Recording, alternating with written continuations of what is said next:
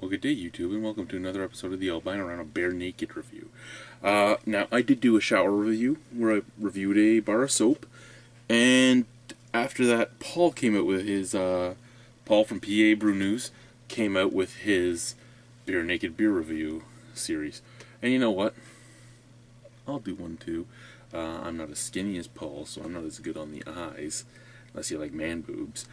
But every once in a while, there's going to be one of these thrown in there, just for shits and giggles. A lot of them are going to be shower reviews because I do have a waterproof video camera, so we'll do a couple shower reviews. But you know what? I'm in my house and nobody's here. I don't like to have clothes on. That's right, I'm standing in my bar buck naked. And because it's a solo review, it means that I have to use a glass I don't use very often. So today, Ronald the Riot will probably enjoy this. It is a somewhat dimpled mug because there's dimples at the bottom, but this is a Michelob Ultra, well, not a Michelob Ultra, sorry, just a Michelob, or Michelob as I like to call it. It's a Michelob fucking fancy glass for Ewart, for the Diva. It's your average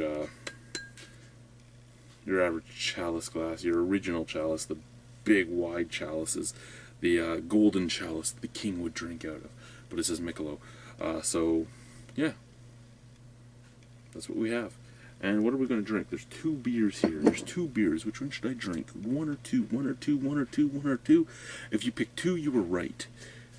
We are going to drink this one. This one is from AverageTrollMurica.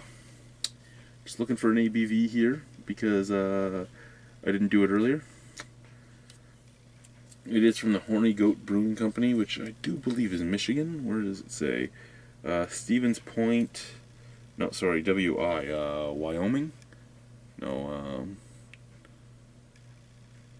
W.I. is Wyoming, is it not? Or is that W.Y.? What's W.I.? Wisconsin. Fuck.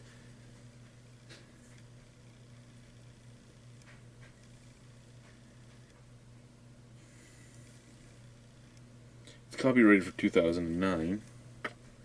Worries me a bit. There's no... This is the only Horny Goat brew.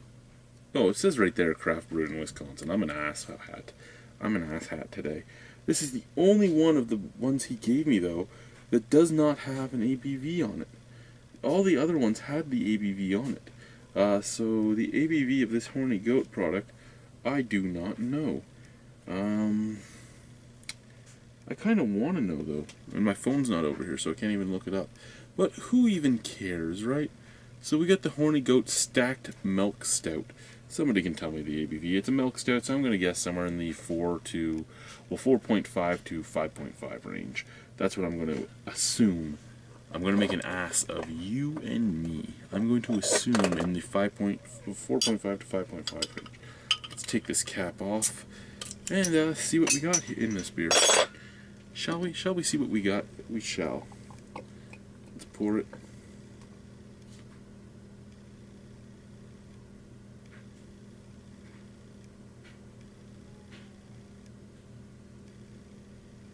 I thought my glass was a bit bigger than it really is. I thought I could just pour it right down the middle and not worry.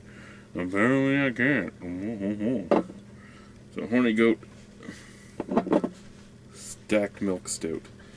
Here it is, guys. Here it is. Look at that head. That's a beautiful head. It's a very small bubbles, though. It's fading a little bit. Not very quickly, but on the top. Let's see how good I can get it for you. There we go. Nice and fluffy. Beautiful, beautiful beer. Very fluffy. It is fading, but it's very, very fluffy. Very, very dark. It's a dark brown, though it's not black. I mean, it looks black in the glass, but right down here at the stem, I see a deep, deep brown. And when I poured it, it looked like a clean motor oil brown. Smell. What does it smell like?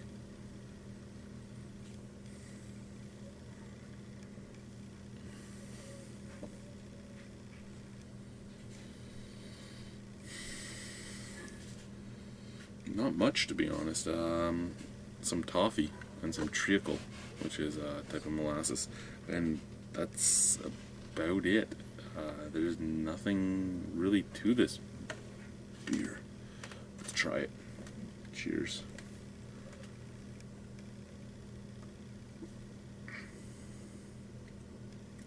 Okay. First, way too watery for a stout.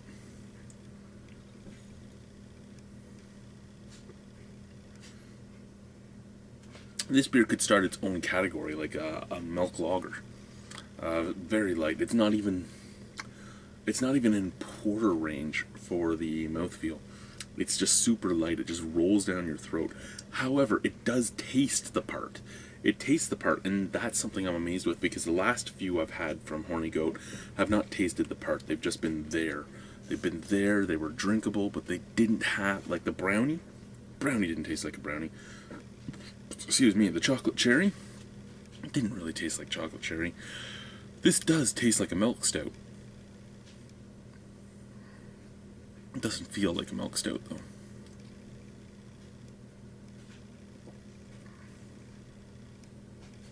Rolls down the throat nice, though.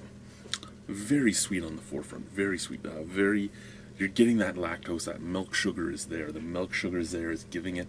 And that's the weird thing, because the milk sugar is there, but you're not getting that creaminess. You're not getting that thickness that you get from a milk stout. You're getting watery, but tasting like almost like chocolate milk. You get some chocolate, you get some milk chocolate mixed with that lactose.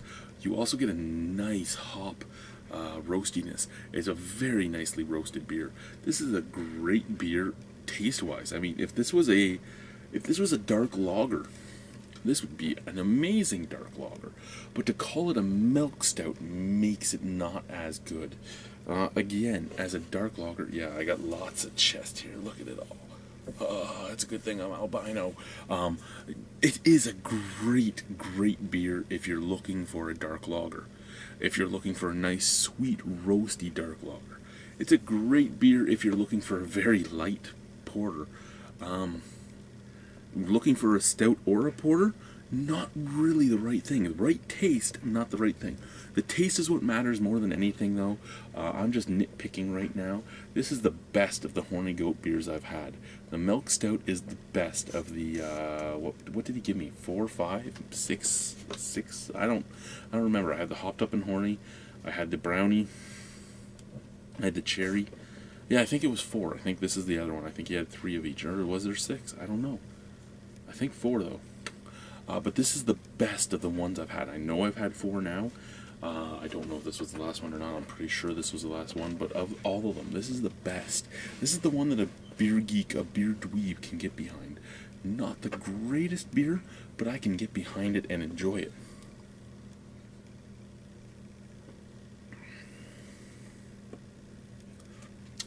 Other than the mouthfeel, there's nothing wrong with this. Out of 10, if I could buy this alone in a 6-pack in the US for under $10, I'd give it an 8. And I say that because there is a lot of 6-packs of craft beer that you can get for under $10 in the US. If this was under $10, I would buy it again. Stout-wise, though. Stout-wise, I have to give it like I was going to say 4, but I have to give it a 3. One of the worst stouts I've had.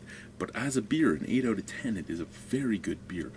If this was in a competition with other stouts, in a milk stout category, even in a stout category, hell, even in a porter/stout category, this would be probably my least favorite choice. And it's because, well, I can't say that. This would be on the low end. I don't see many. Labatt makes a porter that would beat this in a porter stout category. So with that said, look at the rhino. With that said, there's nothing really bad about it other than the mouthfeel. There's no bad taste. There's nothing disappointing. It's a good beer. Joe, thank you very much for this one. I'm very excited to have this one.